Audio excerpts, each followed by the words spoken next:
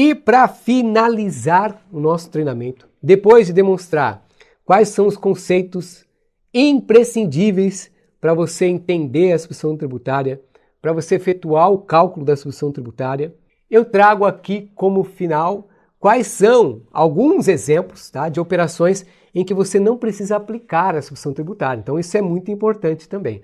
Wellington, onde eu devo checar quais são as operações que não estão sujeitas à substituição tributária?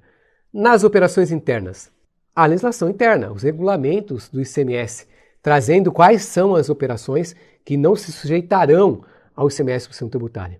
E nas operações interestaduais, o convênio ICMS número 142 de 2018 e também os acordos.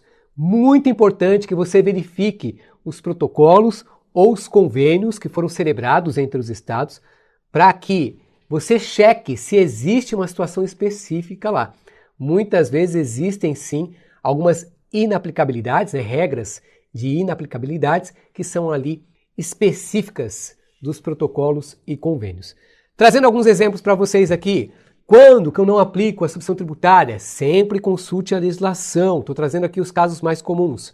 Quando você vender para uma empresa que vai industrializar, né, aquela mercadoria, então ela vai utilizar para o seu processo de industrialização, você não vai calcular substituição tributária. Qual que é a lógica disso? Ora, se o ICMS, substituição tributária, visa antecipar o recolhimento do imposto por toda a cadeia, aquela mercadoria que eu estou vendendo, ela não vai ter uma nova saída, porque ela vai se transformar num outro produto. Então eu não tenho a substituição tributária.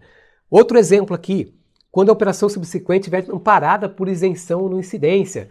Então, para quem você vai vender, a saída que ele der será isenta ou não incidente. Lembrando que nesse caso, apesar das legislações elas não trazerem isso expressamente, é importante que você tenha uma declaração do seu destinatário de que ele vai dar saída disso, a operação seguinte vai ser isenta ou não incidente, tá?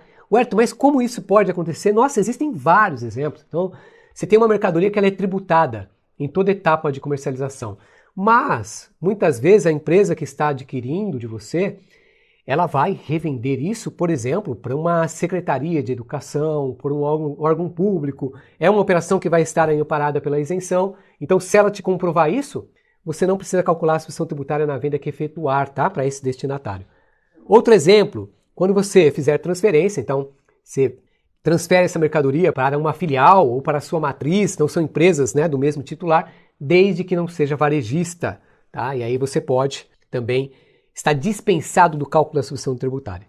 Outro estabelecimento que seja substituto tributário da mesma mercadoria, tá? Então muitas vezes está naquele mesmo segmento aquela mercadoria, né? Então você vai vender para alguém que também é substituto tributário, consta do mesmo segmento, né, na legislação das mercadorias que estão passíveis à substituição tributária, você também não precisa efetuar o cálculo.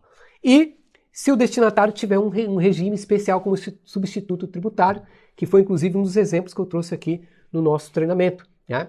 Muitas vezes, por uma particularidade do negócio, um atacadista, um varejista, que seja, ele possui um regime especial para substituto tributário e quando você vender para ele, você não vai precisar calcular a substituição tributária.